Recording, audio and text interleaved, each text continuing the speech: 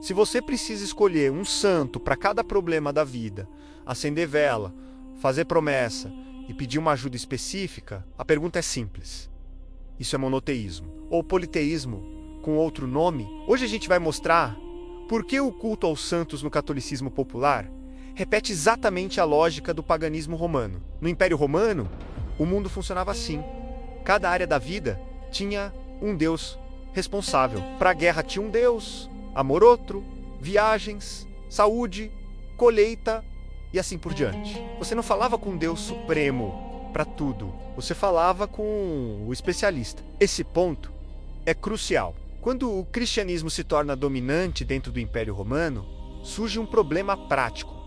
Como convencer uma população politeísta a adorar apenas um Deus invisível? Era uma mudança religiosa e cultural de grande escala. A solução não foi eliminar a estrutura mental antiga, foi substituir os nomes.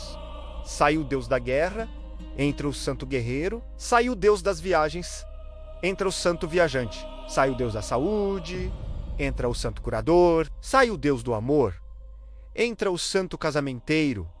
A função permaneceu, o comportamento se manteve, somente o rótulo mudou. Agora vamos ao ponto mais sensível. Na teoria oficial, a Igreja Católica diz que santos não são deuses, são apenas intercessores, mas na prática popular, o que acontece? Pessoas escolhem um santo específico com padroeiro, pedem coisas diretamente a ele, fazem e pagam promessas a ele, atribuem milagres a ele. Ficam frustradas com o santo e não com Deus.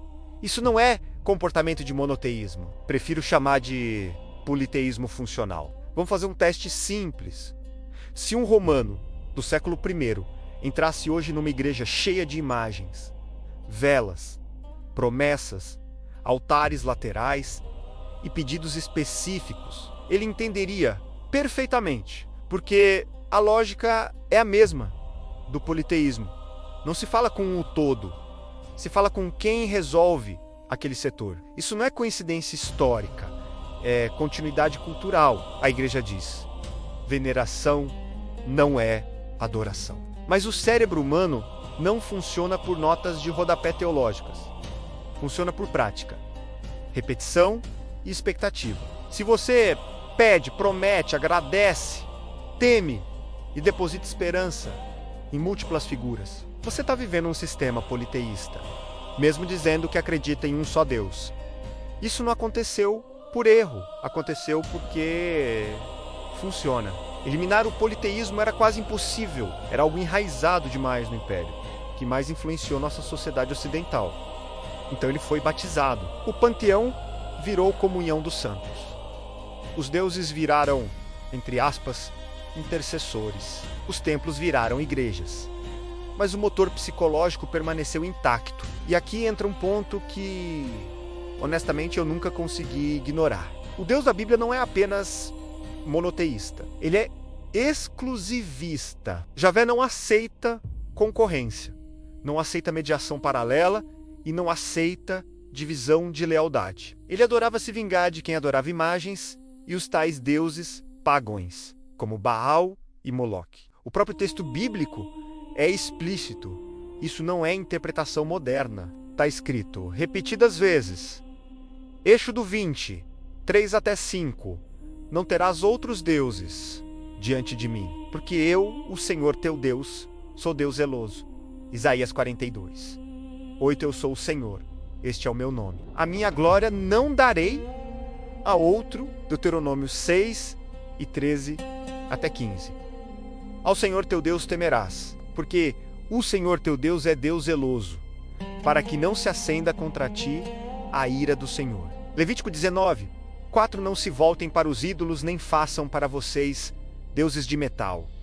Eu sou o Senhor, o Deus de vocês. O padrão, é claro, exclusividade absoluta. E se alguém acha que isso é coisa do Antigo Testamento, basta ouvir Jesus Cristo. Mateus 4:10. Ao Senhor teu Deus adorarás, e só a Ele servirás. João 14.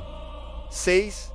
Ninguém vem ao Pai senão por mim. Jesus não abre um sistema de múltiplos intermediários. Ele se coloca como o único caminho, único intercessor. Até Paulo, que inventou muita coisa e falava mais do que sabia, deixa as coisas diretas e elimina qualquer ambiguidade. 1 Timóteo 2.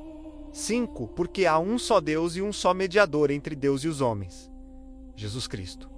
A lógica bíblica é binária. Não existe espaço confortável para a divisão espiritual. Diante disso tudo, fica uma pergunta que nunca foi respondida de forma honesta. Se Javé exige adoração exclusiva, Jesus se apresenta como único mediador. Paulo reforça que há um só intermediário, e a Bíblia inteira condena qualquer forma de mediação paralela. Por que pedir coisas a santos? Por que prometer a santos? Por que agradecer a santos? Por que confiar em santos? Sabendo que isso, segundo o próprio texto bíblico, provoca a ira do Deus cristão, creio que as pessoas têm boas intenções em pedir as coisas para o que chamam de santos. Não é esse o caso. Portanto, não estou aqui para ferir a fé e os sentimentos de ninguém. Apenas trazer uma reflexão. O problema não é se os santos existem ou não. O problema é que o comportamento religioso em torno deles entra em choque direto com o Deus que a própria Bíblia descreve. O catolicismo diz que é monoteísta, mas sua prática popular revive a lógica do que chamam de paganismo. E talvez o maior desconforto não seja histórico, mas bíblico. Pergunto a vocês, por que a humanidade nunca conseguiu viver sem múltiplos mediadores entre ela e o divino? Você acha que o culto aos santos é só tradição ou é paganismo reciclado? Comenta aqui embaixo. Se inscreve no canal e deixa o like, porque esse tipo de discussão quase nunca é feita com honestidade. Mas é isso que sempre trago em meus vídeos aqui no canal. Um abraço! Até a próxima!